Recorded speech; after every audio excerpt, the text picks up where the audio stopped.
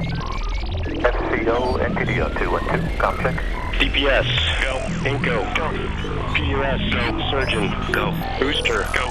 Copy that. We have a go from you guys. This is Talking Sound. Well, hello everybody, and welcome once again to the Talking Sound Podcast, the only podcast on the internet where negative 10 is a number to be desired, coming at you live from the throbbing heart of rock and roll that is Austin, Texas. I am Chris Jordan, your host, and today on the Talking Sound Podcast, we're going to talk about one of my favorite topics in the world, y'all, maintenance. Everyone who tunes into the show knows that I am a maintenance fanatic. I preach it all the time. If you're going to own gear, you need to be ready to either hop underneath that gear or know somebody that can to hook it up, maintain it, clean it, fix it, things like that. Just like owning a vintage car. If you're not willing to get under that car and change the oil, you better know a friend with tools who knows how to change oil or have a good mechanic on hand. Now, with that in mind, the specific maintenance that we're talking about today isn't necessarily gear in and of itself, hard pieces, rack pieces, small pieces. We're talking about wires, all right? We're talking about cabling today. And why would cabling be important? Well, number one, you have to start to look at cabling just like you do your circulatory system, your arteries and veins, just like you do your nerve endings in your body. If you don't get the right minerals, nutrients, vitamins, if you put too much fat or junk food into it, you're going to ruin your nervous system. You're going to ruin your circulatory system. It's the same way with cables. Not only that, like if you don't maintain your cables properly, if you don't treat your cables properly, they'll bend, they'll tear, they'll start getting kinks in them, they'll start looking nasty, and just like a rat's nest. And quite literally, what will happen is eventually these things will stop. They'll stop working, or they'll start providing really poor quality signal. One of the two. Same thing with your heart, or your circulatory system, or your nervous system. If you don't take care of them one day, it's just not going to work. And then what happens? You're dead in the water. So what we're looking at today is, number one, what makes up cables as we know them, and how to properly take care of them, how to troubleshoot them, and how to treat them properly. So to start off with, let's look at some bare lengths of cable here. I have a couple that I've brought in. The first one is a demonstration. It's actually solid core wire. You don't see this too much in our industry as far as audio goes, but you do see it frequently. I guess you do see it in audio as well, because quite a bit of the time your Cat 5 cables, your network cables, are made out of solid core or a version thereof. So solid core is basically 100% pure copper strung out into a very rough, hard thread, a hard wire that can be bent, shaped, things like that. And the plus side about this is, yes, it can be bent and shaped around corners just like I'm doing. The bad part is, as you notice, whenever I bend it and crimp it into that shape, it wants to stay in that shape. It doesn't want to come out of it. It wants to stay in that shape, so much so that it's rigid. This is called malleability in metals. The quality of being malleable, or being able to be hammered or worked. The more malleable something is, the more readily it bends. However, at the same time, if you bend it in the same spot over and over and over, like I'm doing with this piece of wire, you end up breaking the wire. So, translating directly from that, going from a solid core piece of wire and how fast it can break, let's take a look at our threaded wire, or our stranded or braided wire. Now, this is made up of numerous small strands that are of themselves solid core. However, if you notice, they're very thin. There's a bunch of them. And what this lets us do is, number one, actually twist these together. And when we solder them, it makes a super duper cable. It makes a connection that is like rock solid, rock hard. And you can see here how I'm twisting these things together to make it one solid cable. Now, the reason we use braided cable in audio cables, video cables, lighting cable, all that kind of stuff, is merely the fact that these small strands make it much easier to bend. Now, note, it does, much like this, keep some of its form. Not quite the way this does, but if you notice, it wants to stay bent. Now, that issue right there is where we come into problems, because most of us are creatures of rote habit. Even if you look at your tennis shoes, if you unlace your tennis shoes, you'll notice that the bends are in the same spot because you tend to knot things the same way. Your body tends to use muscular memory to do that kind of stuff. Now, in the same way that that has memory, that your muscles have memory, metals have memory. All right, there are even metals called memory metals that go right back to where they were. Copper is one of those metals where it wants to remain the way it was. See right here, I can take this solid core and wrap it in a coil, and when I let it go, it stays in a coil like a pigtail, whereas this, if I wrap it in a coil, it wants to naturally unwind itself. Now, that's the plus side about the cables that we use in our industry, all right, for audio, video, DMX, for lighting, all that kind of stuff, is that we're using stranded wires. So they literally want to unravel themselves in the proper way. And as long as you are pulling these things from the same side that you unravel them, you won't have knots or anything like that. Now, you may wonder, how do cables end up getting knotted like the ones on the screen that you see here before you? How do they end up like a rat's nest? Well, there are a couple reasons. Number one, improper rolling of cables. Improper rolling of cables will be the death of your cables eventually. What do I mean by that? Well, the first way to improperly roll a cable is the old over the elbow right here. And you can see how whenever I come across, you're innately putting tension on this. And as you pull it around, that metal inside is going to want to remember what it did. And whenever I pull that off, you can see how all that figure eights. See how that happens? And isn't that the natural way that your extension cord wants to do in your lawn whenever you don't take care of it properly, whenever you put it over your elbow?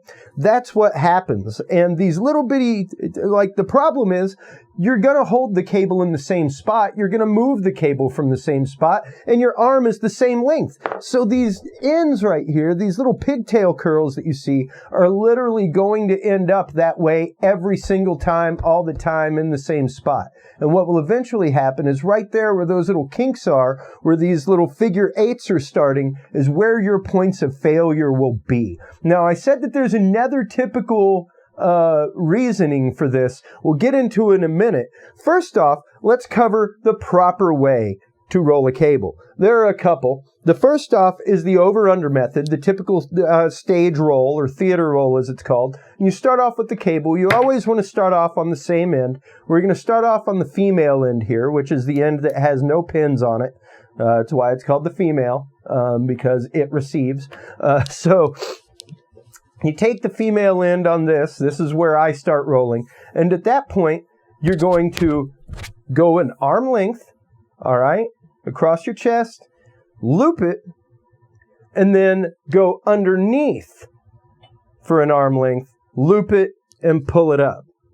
And if you keep doing that, you'll notice that all of these nice little loops end up in the same spot all the time, every time, and it's so much easier for you to be able to roll your cable. Now, you want your cable to be able to go over your head, that way it didn't get in a hole. The main reason for that is because that creates more space in between the loops, which means less points of failure. The more loops you have in your cable, remember, every one of those loops is like a little bitty pigtail that you're creating. And once you create it, it's hard for that cable to want to go back flat. So the fewer loops you have in your cable whenever you roll it, the better off you are. Now, the failure, the other one that we were talking about. Now, the other way to roll it is literally the quarter technique, where as you go down the cable, you literally twist it a quarter. And you can use that the same exact way, arm length, twist, arm length, twist, arm length, twist, and you can see right there it's doing the exact same thing, and it comes out nice and easy. There's no knotting or anything like that involved. Now, how to store a single cable. The best way to store a single cable is with a Velcro tie. Right here, you can pick these up at your local hardware store. I buy them at Walmart. You know, I don't mind buying the decent ones, but you can buy like a roll of 50 of them for about $3 at Walmart, and it's well worth it, even if you're a musician carrying 2 or 3 cables. Basically, the way this works is you fasten it to one end of the cable, and then you just wrap it neatly around, and that holds your cable together without it going everywhere. All over the place inside your cable bag. Now, like I said, if you're a musician, you probably only have 2 or 3 cables. If you're a full-on sound guy like me, you've probably got a whole lot. And the way I properly store my cable is on a reel, right here.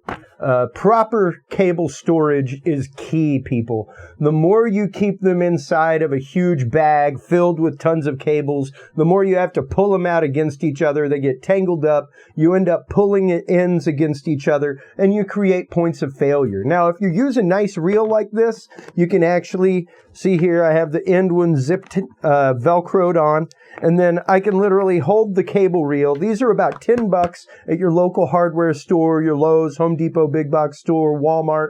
They're used for extension cords. I use them for my mic cables as well. So you literally take it, you can hold this and literally just pull that cable right off on stage, right where you need it to go. There's the end where it clips onto the next one. Bam. They clip end to end. You reel them on. And then at the end of the show, you know, you put them back on the way you took them off. And it keeps them nice and neat.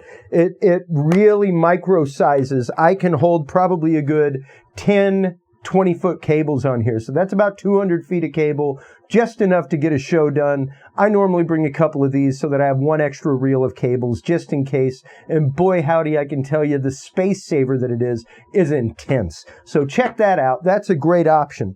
Now, I told you earlier that there was another means by which to cause cracks in your cables whenever you're storing them, stowing them, putting them away.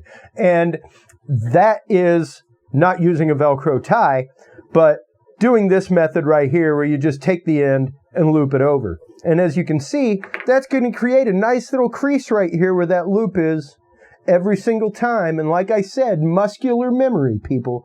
The same way that you tie your shoes, the same way every time, same way every time. You tend to roll cables the same way every time. You tend to tie them in the same place every time. And what that will eventually create, even that few seconds that I left that there, you can see there's a nice crease in that cable that doesn't want to come out.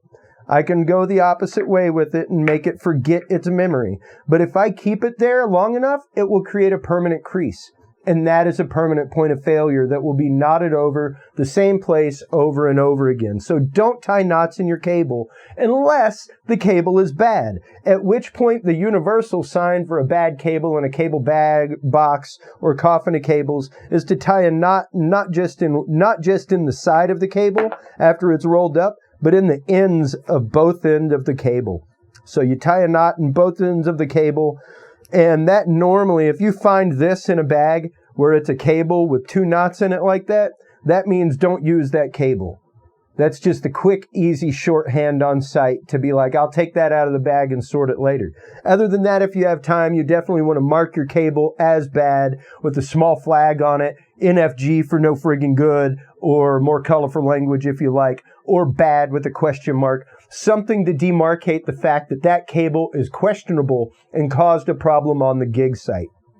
Now that we know a little bit about properly transporting, storing our cables, you know, if you're in the studio, the best thing to do is actually cable hooks. You can go out and buy just, pegboard and put it up. I use PVC pegboard here in the studio. I also use tool hangers for the garage, and those make great cable hooks. So that's a great way to keep cables up out of the way whenever you're in the studio, have them ready to access on the wall. So there's a couple tips for you as far as storage goes, things like that. Now, talking about cable maintenance, cable maintenance is important. Much like keeping up with your equipment, you have to keep up with your cables. You have to make sure that your cables are properly maintained, that none of them are kinked, that the ones that are bad are separated from the ones that are good. And the easiest way to tell that something is bad is before you ever use it, actually using a cable tester. Now, let me re-grab my cable over here that is marked bad, because I'm going to show you how to use this cable tester. This is a simple one. It's by Behringer. It's the CT100. It's got some great options. It's got a nice little LED display here, a reset button for in-between cables, as well as you can see, XLR in and out, 1/4 inch in and out, which is not just balanced for tip ring sleeve, but also unbalanced for regular guitar and instrument cables. In addition to that, you have a balanced and unbalanced 1/8 inch jack, as well as on this side, RCA in and out, optical in and out, so you can tell whether or not that laser cable for your optical or SpeedIF is working properly. And in addition to that, a MIDI in and out. Now, the great thing about this is it's super easy to use. I'm going to show you how to use it right here with a 1/4 inch. We basically turn this little thing on, and what's great is you pop in the input, you pop in the output, and you can see every tip that's working. Tip, sleeve, tip, ring. So all 3 parts on this are working. It's technically only a 2, but that's why it's giving us 3 regardless. So it's showing us that the entire cable is good, and right there we know this cable is good to go. Recently I worked a gig with a guy, and it was probably one of the first times other than my own gigs in the world where literally homeboy handed me, I had mine with me, but out of his toolkit, he handed me his cable tester. And he was like, when every cable comes out of that trunk before it goes across the room to my control booth or up onto that grid to be flown into the sky, I want that cable tested to assure the fact that it is working properly. Before it ever goes up, I want you to put it on there, wiggle it around, make sure it's good, make sure it's bad. So, now you can see right here, we'll hit reset and we'll take this and pop in our XLR that we actually know is bad. And you can see there, that should make, you can see that popping on and off. That should make a nice X there for tip ring sleeve for the XLR. It doesn't. So we know immediately this cable is bad and can be put in the bad pile or the bad bag to be checked or maintained. In later episodes, we'll actually do some cable maintenance and show you how to build and repair cables. But in this one, it's mainly spotting bad cables, how to keep them from going bad. Now, in addition to that normal function, this also has a nice little test tone function where whenever something is connected to the end, you can actually test your microphone cable, plug it in, send a test tone, and see that test tone pop up on the soundboard, or hear it come through the speakers, and you know good and well that that cable is fantastic. That's how you can use this for cables that are installed through the wall, things like that, for testing cables in a permanent installation or in a studio going from room to room. Now, that's one type of cable tester. That's for most of your audio video cables. This cable tester is a little bit different, and it's for these newfangled cables that we use all the time, called Cat5. And we use Cat5 frequently in the industry. They're used in audio pads for digital soundboards, wireless soundboards, routers, things like that. In the video industry, we use these cables for HDMI over Cat5. It's much cheaper to ship your Cat5 cable than it is a couple few hundred feet VGA cable or 5-wire cable or HDMI cable. It transports much easier. It doesn't roll quite as easy because this actually utilizes a type of solid core. So as you can see, it wants to maintain its shape. It wants to stay that way. But these have about 8 wires inside of them, and depending on what's hooked up. And this cable tester is real simple. It is a Master CHL 468. I cannot remember the make because I bought a no-name tester. It is literally the cheapest thing possible. I got this off of Amazon for about $10, something like that. And it's simple as all get out. You literally turn the machine on, and you can see it turn on. And then you plug in the sending unit, you plug in the receiving unit, and you can see it run through every single connection, all the way down, number 1 through 8. And that's fantastic. We know now that this cable works. If there was a cable inside of there, a connection that wasn't working, that number 1 through 8 would simply not flash. It wouldn't go on in sequence, and we would know, hey, that cable inside is bad. Go ahead and throw it away, get rid of it, and we can use something else. Now, like I said, it's fantastic to carry one of these. They cost about $10 each. These right here cost about $30, $40 online. And those things are invaluable tools to have with you to ensure the fact that your cables are working properly. Now, finally, what we're going to cover is cable tip maintenance. Whenever I lived in Maine, I had to deal with this a lot because I was around salt air, salt water frequently. Whenever you work in damp, humid environments like Houston, stuff like that, you have to worry about it as well. And that is the fact that even cables that are sitting in machinery, even cables that are inside of a rack unit can start going bad. They'll start experiencing corrosion on any part that you can see or a part that is exposed to the air. Whenever I lived in Maine, even cables that weren't used would start getting that corrosion because you have exposed metal in the area of salt air. It's just naturally going to happen. It happens to your car. Why would it not happen to the metal on the tip of a cable? So the easiest way to clean your cables is a nice little spot of 90% rubbing alcohol. Right here, we can just drop some of that. You can see it drop down and wick across that. And as we go, we're basically going to take the tip of our cable, put it inside that wet spot, and keep turning it. And much like whenever you hear a window get clean, you hear it squeak. You can hear that squeak right there on that cable, and you know that all the dirt, all the gunk is off that cable tip. And it does take a little bit of time. Mondays were my regular scheduled maintenance day whenever I lived in Maine. You know, I typically had a gig every Friday or Saturday night that I was using my gear with. So I would maintain things every Monday. It was a great zen way to spend my Monday, untangling cables, maintaining them, testing them, cleaning all my gear, cleaning the potentiometers, cleaning the sliders, faders of my mixer, all that kind of stuff. Now, on the other end, if you happen to start getting corrosion, not just dirt, Deoxit Gold G5 is fantastic. I've shown this on the show before. You can see up top where there's a low, medium, and high setting for the nozzle. Basically, what we're going to do is about the same thing. We're going to take this, spray it until you see it wet on the cloth, and then we're literally going to sit here and same thing until we hear it squeak. And there it is. So we know now that this cable is nice and lubricated. If you want to use this Deoxit, it does have a little bit of lubrication in it, so you could actually run it across the cable right here just to get any dirt, mung off, that kind of stuff.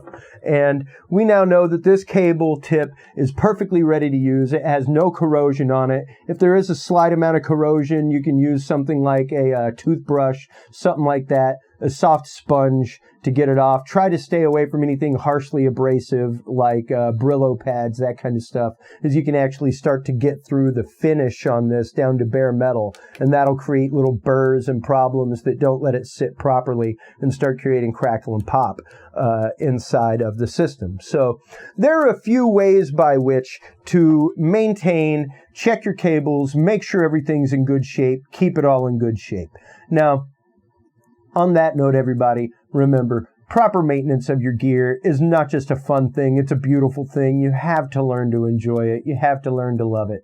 So, on that note, please check us out online, TalkingSoundShow.com. There you can find all of these technical episodes. We're getting ready to launch a whole series of videos with our friends, Lucky Run Studios in Houston, Texas, that are tips and tricks for the home studios so that you can provide the best quality stuff for whenever you go into the studio to have your stuff mixed and mastered, what the professionals are looking for. In addition to that, we have industry news. We have articles from industry professionals like Ableton, Shure microphones, Rupert Neve, etc. Numerous different articles there.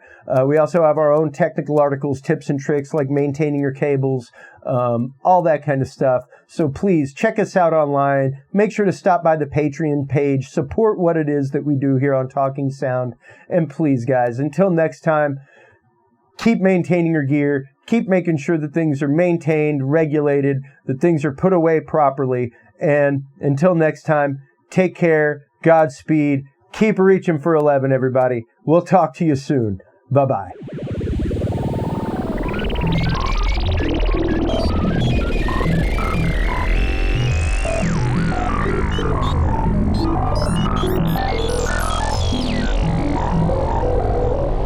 This is Talking Sound.